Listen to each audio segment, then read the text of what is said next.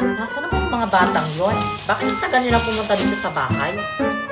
Tsaka, wala naman silang inalabas na pera. Magpapalaro lang ako. Sayang oh, masarap pa naman tong milk tea.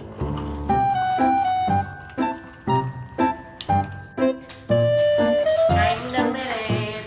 Hi, Aling Miret. Nandito na po kami. Buti naman nandito na kayo. Gusto ko lang naman bumawi sa inyo mga bata. Ano po ba yung ipapalaro niyo sa amin? Sana madali lang. Multiplication mga bata. Magaling ba kayo sa ganyan? Oh my God! Multiplication? Napakadali lang yan. Patay, hindi ako marunong. 1 plus 1 lang yung alam ko. Ako din, mahina ako sa math. Ano mga bata, handa na kayo? Kasi mag-uumpisa na tayo. Yes po, Ninang. Handa na po ako. Ewan ko po sa kanila. Huwag kayong mag-alala mga bata. Madali lang naman yung ipapasagot ko sa inyong multiplication. Sana makakasagot ako. Oh, sino mauna sa inyo? Sila na lang muna, Ninang. Sa panghuli na ako. Oh, Bianca Iha, halika dito. Sana 1 times 1 lang. Galingan mo, Bianca, para may melty ka. O sige Bianca, huwag kang kabahan. Tinuruan ka naman siguro ng teacher mo doon sa school, di ba? Makakasagot ka nito. Hindi naman po ako gaano marunong sa multiplication, Aling Miret. Ano ka ba? Kaya mo to, Iha. Ito na. 1 times 1 equals... 1 times 1? Ang dali lang nun ah. 36 ata yung sagot. Ang tagal mo namang makasagot, Iha. Eh, ang dali-dali lang yan. Dali na, ano ba? 11 po. Ang susunod na namang lulutuin ni Queenie ay itlog ng aso. Yak, itlog ng aso. Hindi ako kumakain nun. Ayan, isusunod na natin yung itlog. Kasi tapos na tayo dito sa hotdog.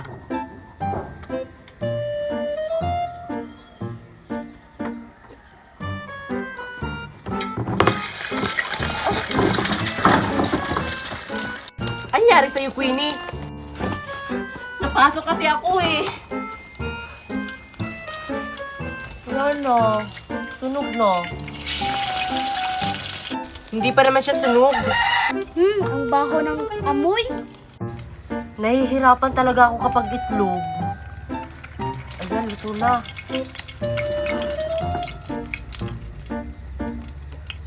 To, last na to.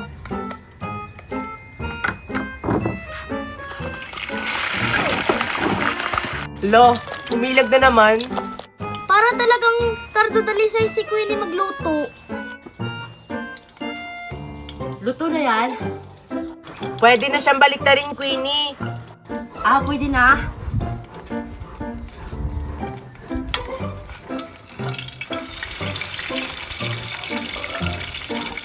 Hindi ako kakain ng itlog ng aso. Nakakadiri. Kunin mo na yan, Queenie. Luto na, oh. Sure ka? Oo.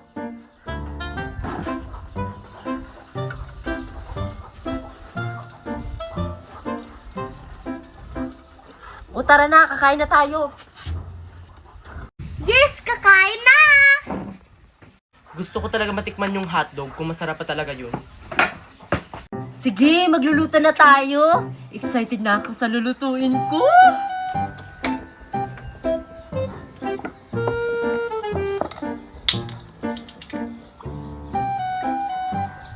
Yan.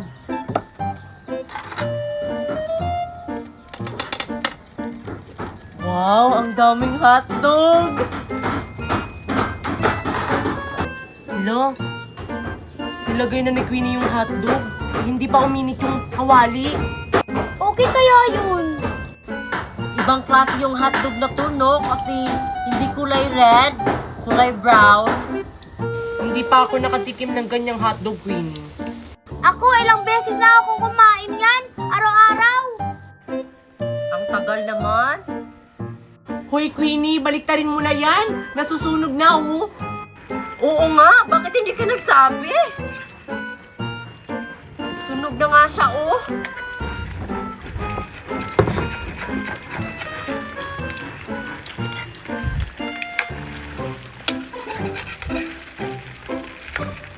Yan. Naaamoy ko na yung sarap! Ano kayang lasa sa hotdog yun? Malamang chicken Marian. Chicken. Chicken hotdog yan, di ba? Oo nga, kakasabi ko lang kanina. Ay, Queenie! Luto na, oh! Oo nga, luto na yung hotdog. Kukunin na natin to.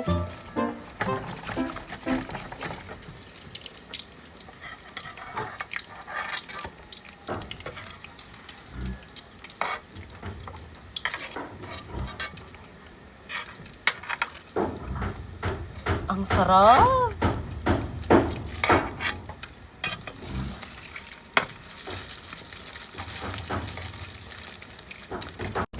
Ang sarap. Dadamihan ko talaga yung kanin ko. Magmumukbang kami ng Chicken Joy. Oh. Asan sila? Guys, asan kayo? Nandito na ako. Bakit wala ng Chicken Joy? Guys, asan kayo? Grabe naman kayo. Kinain niyo siguro yung Chicken Joy na binili ko. Tapos hindi niyo ako sinali sa mukbang. Grabe naman sila. Kaya siguro inutusan ako na pauwiin. Para kumuha ng toyo. Para kakain sila. Mayan, kawawa naman si Queenie. Pinaiyak natin. Bakit ba kasi hindi natin siya pinasali sa mukbang? Okay lang yan. Sa Jollibee nga yan palaging kumakain. Hindi ako nila pinasali sa mukbang. Tapos nilibre ko pa sila.